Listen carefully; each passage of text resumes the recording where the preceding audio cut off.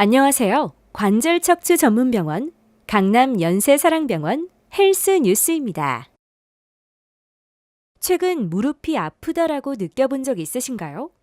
계단을 내려갈 때, 앉았다 일어설 때 무릎에 통증이 느껴지시나요?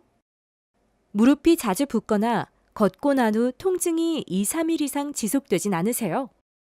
이번 시간에는 다양한 무릎 질환 중 하나인 퇴행성 관절염을 주제로 무릎 통증을 방치하면 안 되는 이유에 대해 함께 알아보도록 하겠습니다.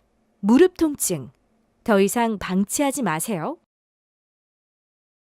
퇴행성 무릎 관절염은 주로 50세 전후에 많이 발생하는 질환으로 우리나라 65세 이상 성인의 약 70에서 80%, 10명 중 7명 이상이 겪는 흔한 질환입니다. 그중 남성 29%, 여성 71%로 남성보다 여성 환자 수가 더 많습니다.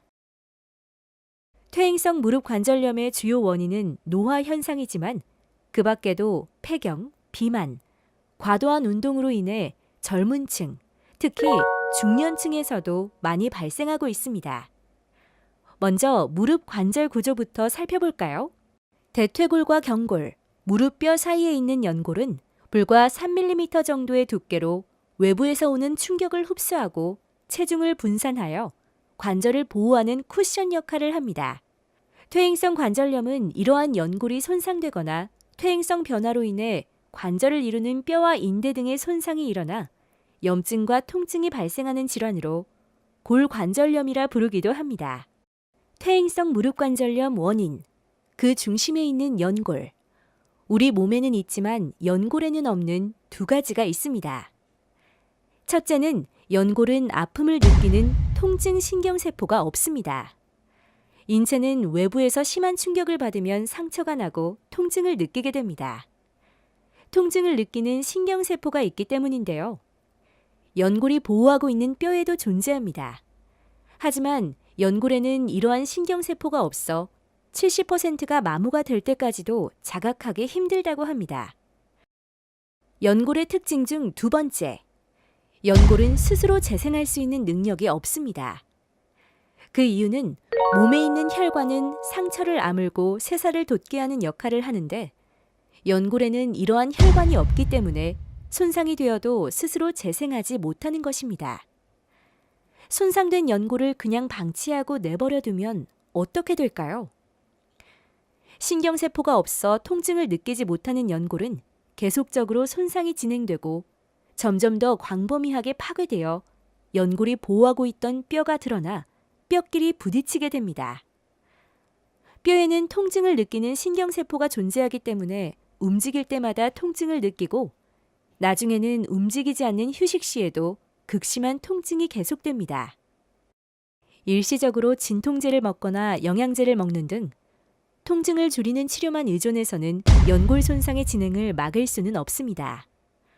보다 근본적인 치료가 필요한데요.